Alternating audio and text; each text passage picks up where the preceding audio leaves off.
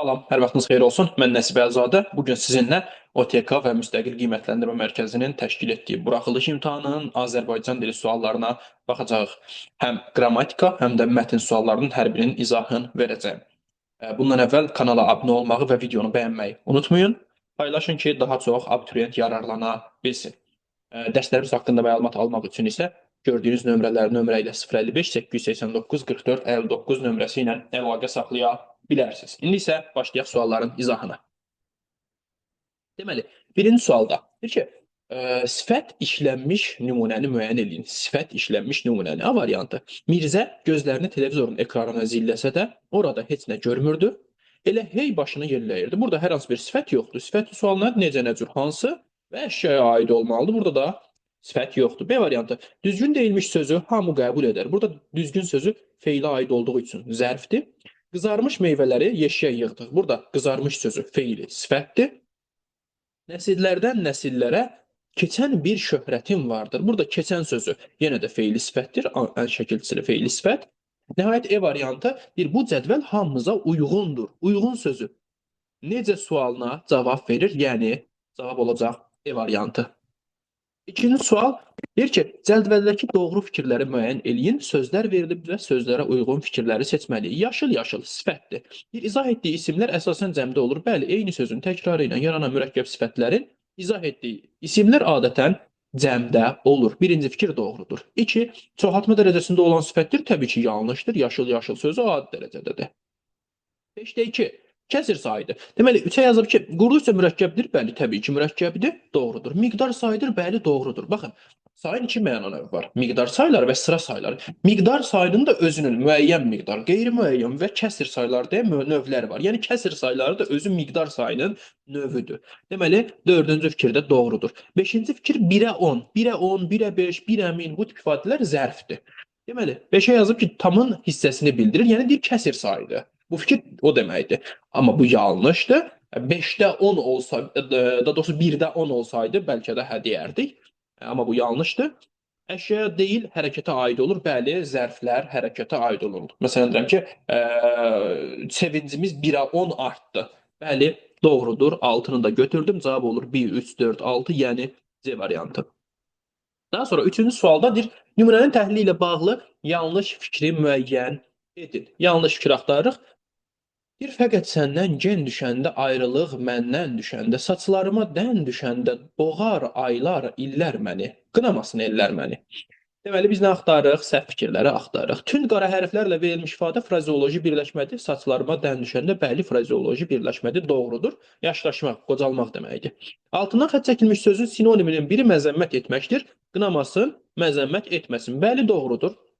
İkinci misrada ilk söz çox mənalıdır. Burada ayrılıq sözündən söhbət gedir. Bəli, ayrılıq sözü çox mənalı söz ola bilir. Yəni məcazi mənada işlətmək mümkündür. Bu da doğrudur. D variantı dördüncü misrada ilk söz məcazi mənalıdır. Burada dördüncü misradakı ilk sözümüz boğar sözüdür. Boğar aylar, illər məni. Aylar, illər məni necə boğsun? Bu məcazi mənadadır. Doğrudur. E variantı nümunədə yalnız leksik mənası olan sözlər işlənmişdir. Yəni yalnız əsas nitq hissələri işlənmişdir. Amma yanlışdır. Çünki burada fəqət sözü bağlayıcıdır. Köməkçi nitq hissəsidir. Cavab olur E variantı. Daha sonra üzr istəyirəm.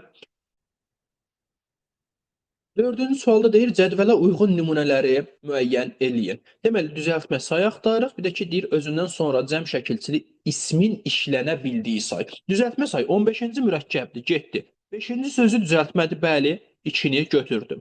Xeyli sözü sadədir, bunu sildim. Zaten 1-2 siləndən sonra cavab çıxır demək olar ki, cavab C variantı 2, 4, 5 olur, yenə də yoxlayaq. Özündən sonra cəm şəkilçili ismin işlənə bildiyi say bir sıra sözü özündən sonraki ismi cəmdə tələb edir. 4-dür götürürəm.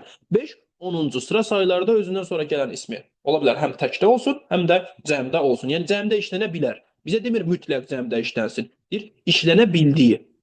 Bu da mümkündür, ona görə 5-i də götürdüm. Bir neçə sayıda özündən sonraki ismi hər zaman təkdə tələb eləyir. Cavab C variantı. 5-ci sualda zərf işlənmiş nümunə, zərf işlənməmiş nümunə.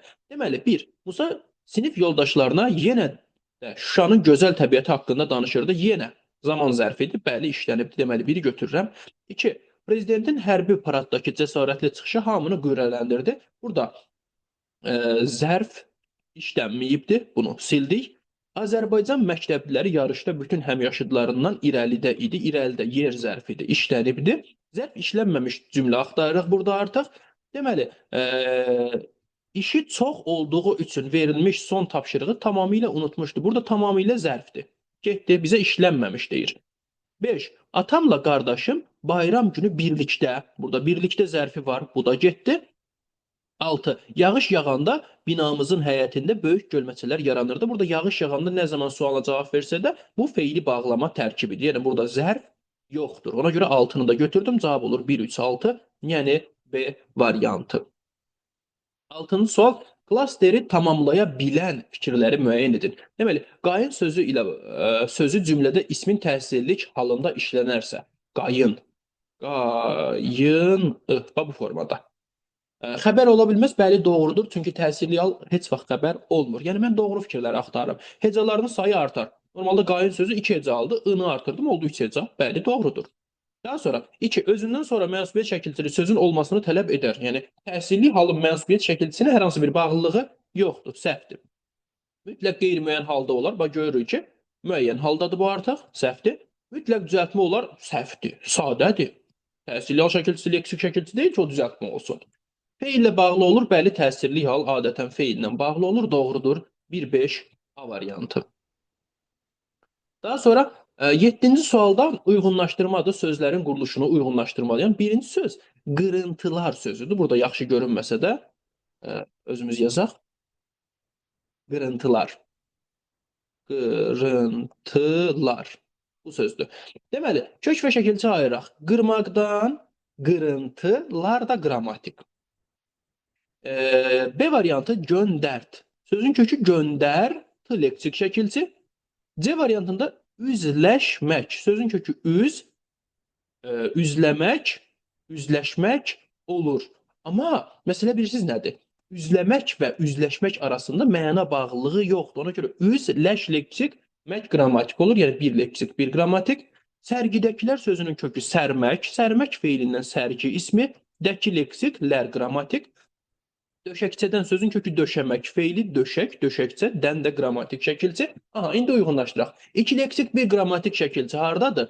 D variantında və E variantında. Deməli, 1-ə D-ni, E-ni yazdım. 2 yazıq ki, bir leksik, bir qrammatik şəkilçi hardadır? B variantındadır.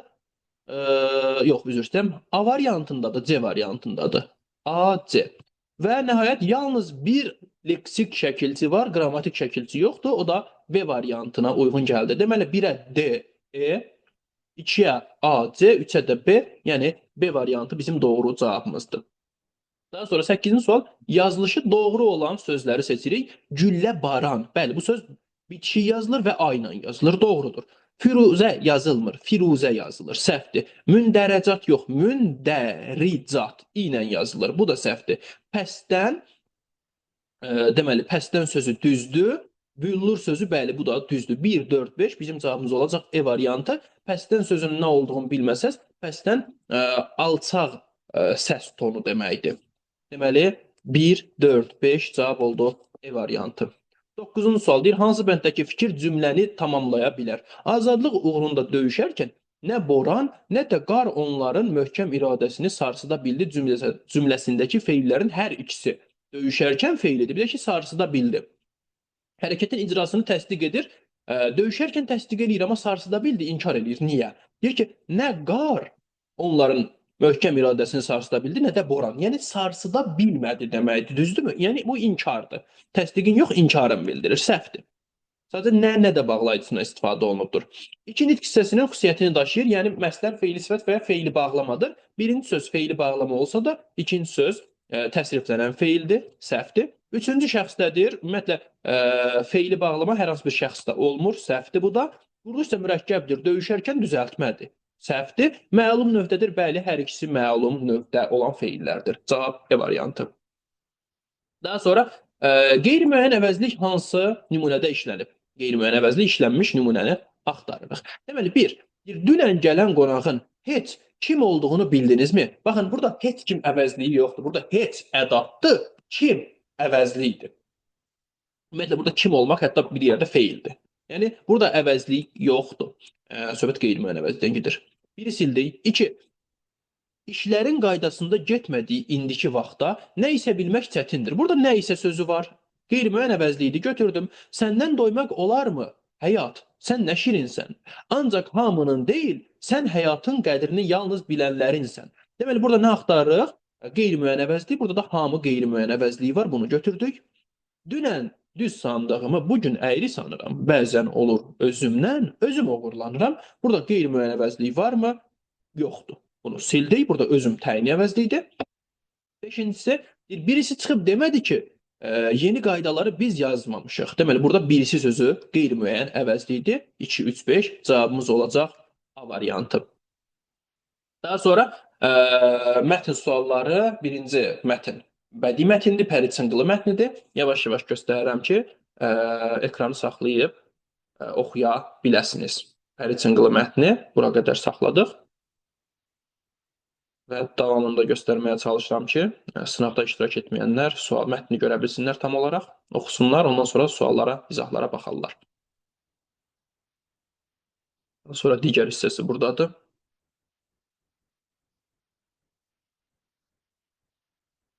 Və bura qədər. Saxlayıb mətni oxuyarsınız, sonra da izahlarına baxarsınız. Aha. Deməli, 11-ci sual. Deyir ki, mətnə əsasən cədvəldəki uyğun fikirləri müəyyən edin.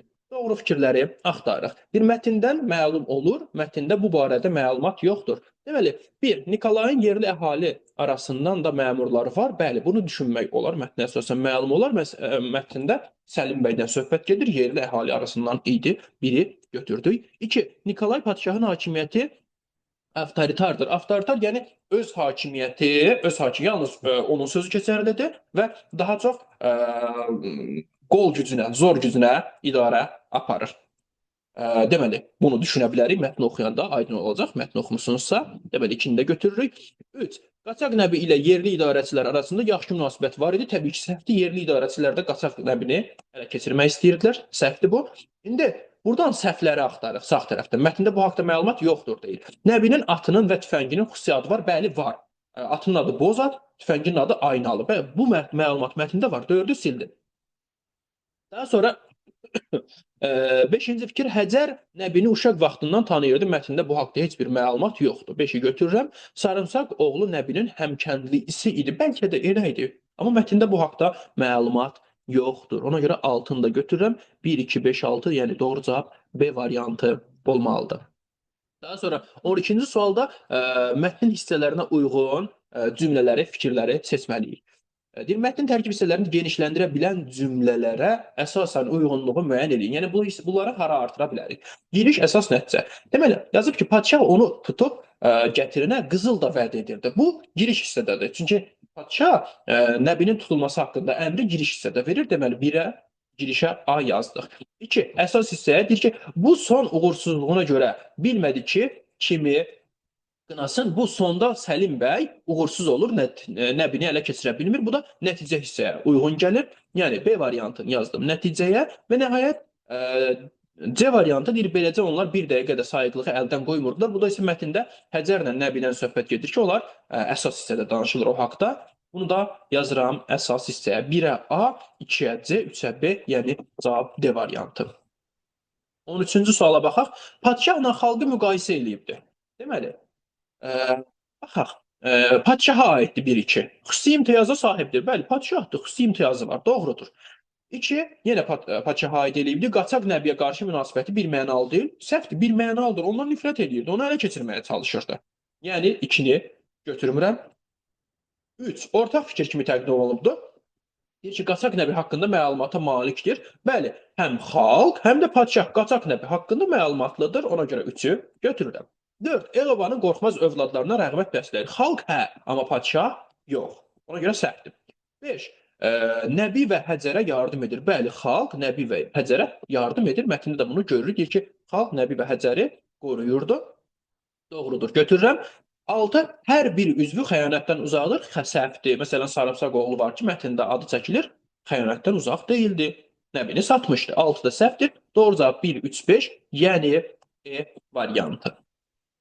14-cü sual mətndə çərçivə daxilində verilmiş söz cümlelerin birində kontekstdəki mənasına uyğun işlənmişdir. Yəni orada işlənmiş mənanı burada da axtarmalıyıq. Həmin o çərçivə daxilində olan söz durub olmalıdır. Tapaq onu. Tapa bilsəm. Hə, tapdım. Deməli, deyir ki, aynalı adlandırdığı tüfəngini götürüb, qaş qaralınca bəndərgahda düşmənin keçə biləcəyi yeganə keçiddə durur, Həcərin keşiyini çəkirdi. Yəni orada dayanır, müdafiə eləyir mənasında, düzdürmü? Müdafiə mənasında. Keçiddə dayanır, qoruyur mənasında işlənibdi. İndi burada görək eyni məna hardadır. Xəstəlikdən təzəcə durmuşdu. Məncə burada deyil. Sonra burada sağalmaq deməkdir. Oturduğu yerdən durub qapıya tərəf getdi. Burada yəni hərəkət etməkdir. Orada isə dayanmaq mənasını daşıyır. Bir növ qorumaq mənasındadır. Bu da getdi. Kitabın 20-ci səhifəsində durdum. Yəni oxumağı saxladım. Orada isə təbii ki, bu mənada deyil. Bu da getdi. D variantı əsgər sərhəddə durub növbə çəkirdi. Bax burada eyni mənadır. Burada da qorumaq mənasıdır. Ona görə D-ni cavab kimi götürdüm. Daha sonra 15-ci sualda deyir mətndən bu nəticələri çıxarmaq olar. Aha, Nəbi üçün təhlükə yaradan təkcə hökumət adamları deyildi. Bəli, bunu nəticə kimi çıxara bilərik. Çünki yerli xalq arasında da satqın olanlar var idi. Sonra 2. Həcəri qorumaq artıq bir qayğı tələb edirdi. Artıq bir qayğı. Mətndə bu haqda heç bir məlumat yoxdur. Ona görə mən bunu götürməyəcəm. 3. Ağ çadırın yaşıl dəyə ilə əvəz olunması sığınacağın uzaqdan nəzərə çarpmasına mane ola bilərdi. Bəli, doğrudur. Sarımsaqoğlu deyir ki, onlar üçün ağ çadır qurmuşdu, amma ki, Nəbi tez onu yaşıl bir çadırla əvəz elədi. Yaşıl rəngdə sığınacağa çevirdi. Yəni bu nəticəni çıxara bilərik, doğrudur. 4. Nəbinin yeri barədə Səlim bəyə dəqiq məlumat verilmişdi. Bəli, onu orada saxlayan, yəni Nəbini orada saxlamağa çalışan, qonaqlıq verməyə çalışaq belə desək, Sarımsaq bəy oğlu idi və o da məlumat göndərir. Deməli, bu nəticəni götürə bilərik. Çünki onlar dəqiq onun yerini tapırlar. Hardan tapırlar? Təbii ki, məlumatı bəhs etdiyimiz şəxs verir. 4-də götürdük. Sonra 5. Nəbi Sarımsaq oğlunun satqın olduğunu bilirdi. Bilsəydi orada nə gəzərdi? Təbii ki, bu da səhvdir. 1, 3, 4 doğru cavabımız E variantı. 16-cı sual. Mətndə deyir ki, mətnə əsasən cədvəli tamamlayın. Tənqid olunan xüsusiyyət Padşahda və Sarımsaq oğlunda. Padşahda buna zalımlıq deyərəm mən. Zalımlıq və ədalətsizlik. Ədalətsizlik. Bu xüsusiyyətlər tənqid olunurdu. Çünki avtoritar idarə üsuluna sahib idi. Qol gücünə hər şeyə həyata keçirməyə çalışırdı. Xalqa əziyyət verirdi və bunun üçün də hər şeyi əldən verməyə hazır idi. Zalımlıq, ədalətsizlik. Sarımsaq oğlunda isə təbii ki, satqınlıq, namərdlik. Mərdlik. Bu tip xüsusiyyətləri yazsanız cavabınız doğrudur. Daha sonra 17-ci sualda nöqtələrin yerinə mətnin aid olduğu üslubun xüsusiyyətlərinə uyğun ifadələr yazmaqla cümləni tamamlayın. Mətndə nöqtələr var. Həmin nöqtələrə sözlər əlavə eləməliyəm. Mətn hansı üslubdadır? Bədii üslubdadır. Bədii üsluba uyğun sözlər deyilsə, təbii ki, orada məcazi mənalı söz və ifadələr artıracam ki, uyğun olsun. Deməli, burada nöqtələr. Yazıb ki, qoşun pəri çınqılı bastı. İndi mən burada söz artırmalıyam və ifadə burada artırmalıyam. Yazıram ki, dəniz kimi coşub gələn qoşun. Yəni bunu yazsan, heç kim bunu sənə səhv götürə bilməz. Yəni orada mübaliğəyə yol versən, məcazilikdən istifadə eləsən də, yəni təşbehdən, epitetdən istifadə eləsən, burada təbii ki, doğru götürürlər. Yazaram ki, orada dəniz kimi coşub gələn qoşun pəri çınqılı adlanan ərazini burada ərazi deməyək, pəri çınqılını dəhşətli şəkildə bastı. Düzdürmü? Əlavə eləyərəmmi? Bəli, əlavə eləyərəm və bu fikir səhv olmaz. Daha sonra, indi mən bura yazmıram, özünüz yazarsınız. 18-ci sualda deyir, mətndəki Nəbi obrazının xarakteri ilə bağlı xüsusiyyətlər yazın. Nəbi obrazı mətndə mərddir, mərd, millətçidir, millət, pərəst. Və ya bunu yerinə xalqını sevir də yaza bilərsiniz. Xalqını sevir də yaza bilərsiniz. Həmçinin ədalətli, və sair tipli xüsusiyyətlər yaza bilərsiniz. Yəni bu səhv olmaz. Həmçinin əlavə olaraq yazıram tədbirli mətni oxuyanlar görürblər bunun tədbirli olduğunu da və sair tipli xüsusiyyətlər yazsanız nəbi haqqında doğrudur. Fikir verirsinizsə yazıb xüsusiyyətlər yazın və xüsusiyyəti əsaslandırmayın. Belə sual ola bilər ki, xüsusiyyətin əsaslandırmasını istəyər. O zaman artıq mətnə gedib oradan bu xüsusiyyətləri gördüyün hissəni yazmalısınız. Amma burada sadəcə deyir xüsusiyyətləri yazın. Yəni əsaslandırmağa ehtiyac yoxdur. Daha sonra mətndə əvvəlində işarə qoyulmuş ifadələrin mənasını şərh edin. Yəni izah edin. Üç dənə ifadə olmalıdır orada. Hər biri frazeoloji məzmun daşıyır, məcazi mənadadır. Deməli, birincisi cana gəlmişdi ifadəsidir. Cana gəlmişdir ki, Qaçaq Qəzəmin əlindən Nikolay Padşah cana gəlmişdi. Bunu bezmişdi yazırsınız. Bezmək mənasındadır. Daha sonra digər ifadəmizi tapaq. Digər ifadəmiz. Burada duyuq düşən ifadəsi var. Deməli, yazıb ki, güllə səsləri eşidib hadisədən duyuq düşən dəstə üzvləri, duyuq düşən xəbərdar olan deməkdir. Xəbərdar olan mənasındadır burada. Və nəhayət suyu süzülə-süzülə, Səlim bəy isə suyu süzülə-süzülə Gorusa qayıdıb, nəbini tuta bilmədiyini Peterburqa yazmalı oldu. Burada suyu süzülə-süzülə kör peşman yaza bilərsiniz. Kör peşman, yaxud da ki, pərt halda yaza bilərsiniz. Pərt olmuş halda. Bu formada söz və ifadələri yazmaqla cavabını yazmış olursunuz. Bura yazmıram artıq orada hər bir sözün üzərində göstərdim. Daha sonra 20-ci sual deyir ki, ehtiyatı əldən verməmək əsl liderlərin başlıca cəhətidir. Fikrini mətnlə əlaqələndirib izah edin, yazın. Deməli, bu fikri əvvəl izah eləmək lazımdır. Ondan sonra mətndə harda görürsünüz, onu yazmalısınız. Bu dolğun cavabdır hər zaman. Deməli, ehtiyatı əldən verməmək əsl liderlərin başlıca cəhətidir. Yazırsan ki, ehtiyatı əldən verməmək hər kəs üçün qarşıdan gələcək təhlükələrdən xəbərdar olmaq deməkdir. Yəni, bu formada yazırsınız. Mətndə də görürük ki, davamınca yazırsınız. Mətndə də görürük ki, nəbi tədbirlidir, ehtiyatlıdır. Əvvəlcədən baş verə biləcək təhlükələr haqqında öz adamlarına məlumat vermişdi və müəyyən görüş yeri təyin eləmişdi. Həmçinin nəbi qonaq olduğu yerdə rahat deyil, hər zaman ayıq-sayıq idi. O mühafizə eləyirdi olduğu yeri. Bunu da yaza bilərsiniz. Həmçinin bundan da əlavə yaza bilərsiniz ki, yerinin dəqiq bildirilməsinə baxmayaraq Səlim bəy yenə də nəbini tuta bilmədi. Nəbi olanlardan tez duyuq düşdü və aradan çıxdı. Və sair bu formada fikir və ifadələr yazmaqla cavabı yazmış olursunuz. Birinci mətnimiz bitdi. Keçək digər mətnimizə. Digər mətnimiz publisistik mətindir. Qarışqalar və ekosistem mətni saxladım. Oxuyun. Daha sonra davamını gətirirəm. Bura qədərdir gördüyünüz kimi. Saxlayın, özünüz oxuyun. Ondan sonra sualların izahına baxarsınız. Daha sonra buradan davamı. Daha sonra mövqe tutandan sonra üz aşağı. Mətnin elə bilirəm ki, dayandırıb hər birini oxuya bilərsiniz rahatlıqla. İndi keçək 21-ci suala. Beləliklə, təbiətin ən kiçik nümayəndələrindən olan qarışqalar əslində onun səssiz mühəndisləridir cümləsini hansı abzasın əvvəlinə daha uyğundur? Baxın, cümləmiz beləliklə sözü ilə başlayır. Adətən beləliklə sözü ilə olan cümlə və ya ifadələr nəticə hissəsinə, sonuncu hissəyə uyğun gəlir. Bu da 7-ci abzasdır. Cavab olur C variantına. Bunu 7-ci abzasa qoyub yoxlaya da bilərsiniz. Deməli ki, bu cümləni hansı abzasın əvvəlinə artıraq? Artıraq oxuyaq davamında. Beləliklə, təbiətin ən kiçik nümayəndələrindən olan qarışqalar əslində onun səssiz mühəndisləridir. Onların fəaliyyəti sayəsində torpaq canlanır, bitkilər çoxalır, təbiət öz tarazlığını qoruyur. Deməli, həqiqətən də uyğundur.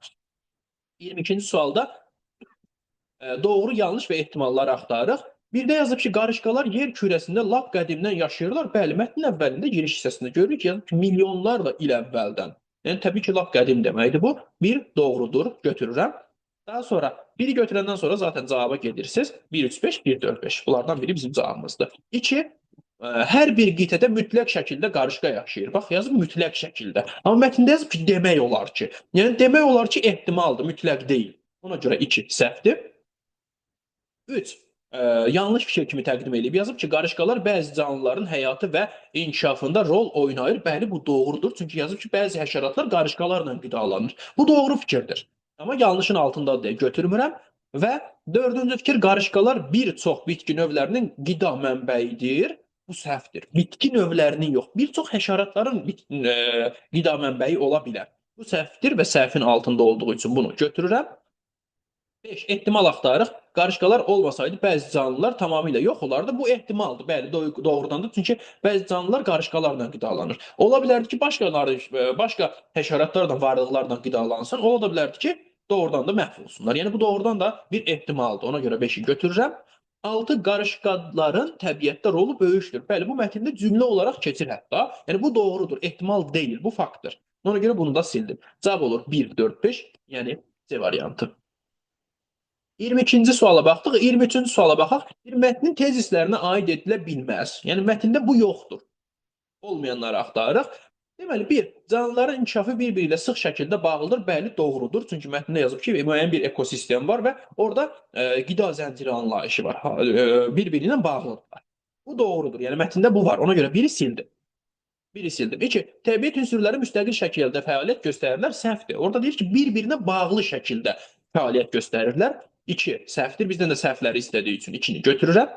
Daha sonra üçüncüsü, bəzi canlıların təbiətə həm xeyri, həm də ziyanı dəyə bilər. Mətndə qarışqalardan danışılır. Qarışqaların da təbiətə ziyanından ümumiyyətlə söhbət belə getmir. Yalnız xeyrindən söhbət gedir. Yəni bu səhvdir. Ona görə 3-ü də götürürəm. 4. Qarışqaların ekosistemdəki əsas funksiyalarından biri torpağın məhsuldarlığına təsirdir. Bəli, doğrudur. Deyir ki, qarışqalar torpağı eşir, nəticədə torpağın 20%-dən çoxu qarışqaların sayəsində havalanır və bu məhsuldarlığı artırır. Yəni bu doğrudur. Mətndə var. Sildim. 5-də deyir ki, bəzi canlılar əsrarəngiz gözəlliyə sahibdirlər. Bu səhvdir. Çünki mətndə qarışqanın gözəlliyindən bəhs olunmur. Yəni onun gözəl xarici görkəmi var filan. Heç bir halda bu haqda danışılmır. 5 səhvdir. Götürdüm. 2, 3, 5 A variantı. 24-cü sual deyir. Mətndə hansı suallara cavab tapmaq mümkündür? Nəyə görə qarışqalar təbiətdə təsadüfi canlı hesab olunur? Səhvdir. Bu suala cavab tapa bilmərik. Çünki təsadüfi canlı hesab olunur deyilmir. Yəni orada bir-biri ilə bağlıdır bu canlılar. Bu canlıların varlığı müəyyən bir roldur, müəyyən bir əhəmiyyətə sahibdir deyir. Təsadüfidir demir. Yəni bu tamamilə səhvdir. Bilişiləndən sonra yenə də cavaba gedirik biz. 2. Qarışqalar torpağın illik havalanmasının dəqiq neçə faizini təmin edir? 20%-ni. Baxın, mətndə bu haqda məlumat var. Görüm, tapsam göstərəcəm. Bax, 20%-ni təmin edir. Mətndə bu haqda məlumat var. Yəni bu 100% faktdır, mətndə göstərilibdir. Yəni 2-ni götürməliyəm mən. Bu sualın cavabı var. 3. Qarışqalar bitkilərin inkişafında hansı rola malikdirlər?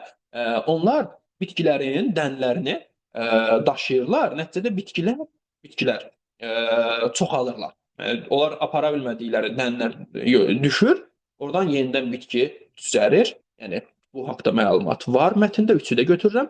4. Qarışqa ailəsində əmək bölgüsü necə təşkil olunub? Əmək bölgüsü necə təşkil olunub? Kim işləməlidir, kim işləməməlidir? Bu haqda heç bir məlumat yoxdur. Getdi.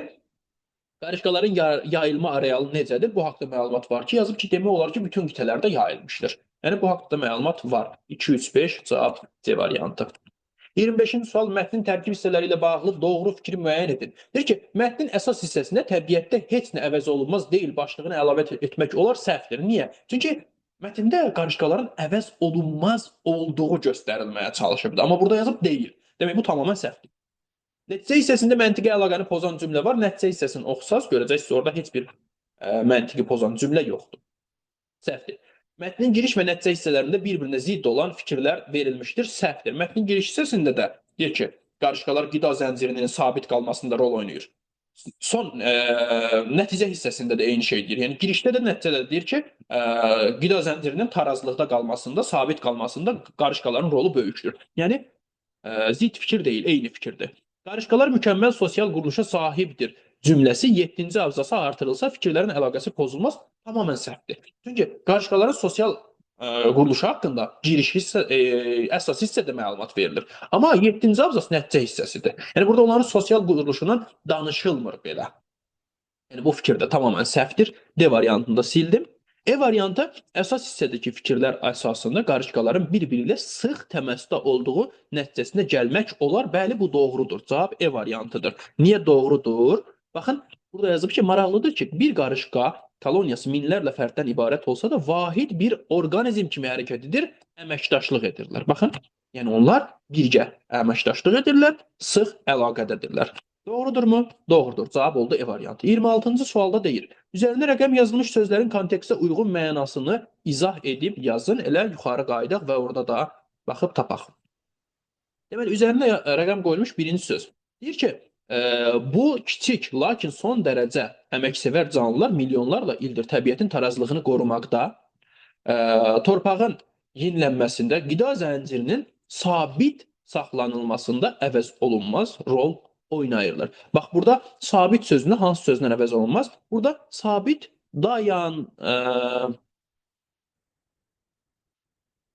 eyni sözü ilə əvəz etmək olar. Eyni sinonimi deyil, amma ki, eyni, oxşar məzmunu saxlayır. Eyni sözü ilə əvəz etmək olar. Həmçinin tarazlıqda bu sözlə əvəz etmək olar. Tarazlıqda saxlanmasında əvəz olunmaz rol oynayır. Daha sonra daimi sözü ilə əvəz etmək olar. Bu tip sözlərlə, yaxud da ki, hərəkətsiz sözü ilə hətta əvəz etmək olar. Hərəkətsiz. Bu sözlərlə əvəz etmək olar. Burada eyni sözü əvəzlikdir, sabit sözü əvəzlik deyil. Amma məsələ budur ki, bizdən sinonimin istəmir. Deyir ki, nə ilə əvəz etmək olar? Məna oxşarlığına görə. Deməli, sabit sözünə baxdıq. Digər sözümüz üstündə 2 yazılan sözü tapaq. Bir dəqiqə. Tapdım. Deməli, onların olduğu ərazilərdə torpağın məhsuldarlığı nəzərə çarpacaq dərəcədə yüksək olur. Məhsuldarlıq sözüdür, bax burada. Məhsuldarlıq burada bu sözü effektivlik, səmərəlilik bu sözlərlə əvəz eləyə bilərsiniz. Daha sonra digər suallarımız 27. Deyir ki, müddəa veribdir. Müddəa əsasən fakt istəyir. Daha doğrusu, üzr istəyirəm, fakt veribdir. Fakta əsasən bura bir dənə müddəa yazmalıyam, burada ikinci bir faktı yazmalıyam. Yazıb ki, faktda qarışqalar torpaqda minlərlə kiçik tunel qazaraq hava və suyun dövranını təmin edir. Mən yazaram ki, qarışqalar torpağın məhsuldarlığını artırır. Yazaram ki, qarışqalar canlıların həyatında xüsusi rol oynayır. Bu hər iki müddəanı yaza bilərsiniz. Canlıların, deməli, həyatında xüsusi rol oynayırlar. Yazırsınız, qarışqalar canlıların həyatında xüsusi rol oynayırlar. Bu bir. İkinci yaza bilərsiniz, qarışqalar təbiətdə vacib rol oynayırlar. Yaxud da ki, torpağın zənginləşməsində xüsusi rol oynayırlar. Fakt olaraq yazarsınız, meşələrin yenilənməsinə şərait yaradırlar. Meşələrin yenilənməsinə imkan yaradırlar. Yazarsınız. Yaxud da yazarsınız ki, torpağın tərkibinin 20%-nin hava almasında, havalanmasında xüsusi rol oynayırlar. Yazarsınız və cavabınız doğru olar. 28-ci sual səbəb nəticədir. Adətən imtahana düşür müddəada, səbəb nəticədə. Deməli, nəticə verib ki, bitkilər sürətlə inkişaf edir. Səbəbi qarışqalar torpağa hava daxil olmasına şərait yaradırlar. Qarışqalar torpağı qazır və nəticədə torpaq yumşalır, ora hava daxil olur. Bu isə bitkilərin inkişafına səbəb olur. Bitkilər sürətlə inkişaf edir. Səbəbi nə idi? Qarışqalar torpağı qazır da yaza bilərsiniz. Qarışqalar torpağı yumşaldır da yaza bilərsiniz. Qarışqalar sayəsində torpağa hava daxil olur da yaza bilərsiniz. Doğru olacaq. Sonra, səbəb verib ki, qarışqadan qalan toxumlar torpağa düşür. Nəticədə yeni bitkilər düzərir və yaxud da yeni meşə sahələri yaranır. Yaza bilərsiniz. Daha sonra 29-cu sualda sözlər informativ yoxsa poetik funksiyadadır. Onu seçirik. İnformativ həqiqi mənada, poetik isə məcazi mənadadır. İşarə qoyulmuş sözləri tapaq buradan. Deməli, birinci sözümüz toxum sözüdür. Deyir ki, onlar bəzi bitkilərin toxumlarını, burada toxum sözü təbii ki, məcazi mənada, həqiqi mənada, yəni informativ funksiyada işlənibdir. İkinci sözümüz isə düzəlməsinə sözüdür. Deyir ki, yeni bitkilərin düzəlməsinə səbəb olur. Bu da həqiqi mənadadır, yəni informativ funksiyadadır. Hər ikisi informativ funksiyadadır. Toxum və cücərmək sözləridir. Mətn deməli sualda isə deyir ki, tapdığımı funksiyasın. Qabağına burada informativə işarəmizi qoyduq. Sonra deyir ki, sözün mətndəkindən fərqli mənada işləndiyi nümunə. Yəni mətndəki sözlər hər ikisi informativdir, həqiqi mənadadır. Mən artıq məcazi mənada iki dənə cümlədə işlətməliyəm. Birinci toxum sözünü, ikinci isə cücərmək sözünü. Toxum sözünü işlədirəm. Məsələn, bayaqki qaçaq nəbi mətninə əsaslanacağam. Deyəcəm ki, sarımsaq oğlu və onun kimi insanların toxumu kəsilmədikcə nəbi kimi mərd oğullar çətinə düşəcək. Burada toxum sözü artıq poetik funksiya daşıyacaq məcazi mənada. Cücərmək sözü də deyirəm ki, artıq insanlar arasında yeni fikir cücərməyə başlamışdı. Yəni yeni fikir formalaşmağa başlamışdı. Burada cücərmək sözü məcazi mənada işlənir. Bunu da bu formada yazsanız doğru olacaq. Və nəhayət 30-cu sual. Birinci abzasdakı nöqtələrin yerinə uyğun ifadə yazmaqla cümləni tamamlayın. Gedək indi birinci abzasdakı həmin yerə. Deməli, yazıb ki, təbiətdə mövcud olan hər bir canlı növü ölçüsündən və həyat tərzindən asılı olmayaraq ekosistemin sabitliyinə müəyyən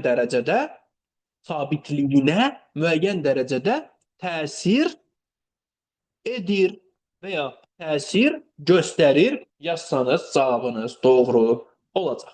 30 sualın hamısını izah elədik. Bu qədər. Növbəti videolarda görüşərik. Amma əvvəl videonu bəyənin, abunə olun kanala və paylaşın ki, daha çox abituriyent yararlana bilsin.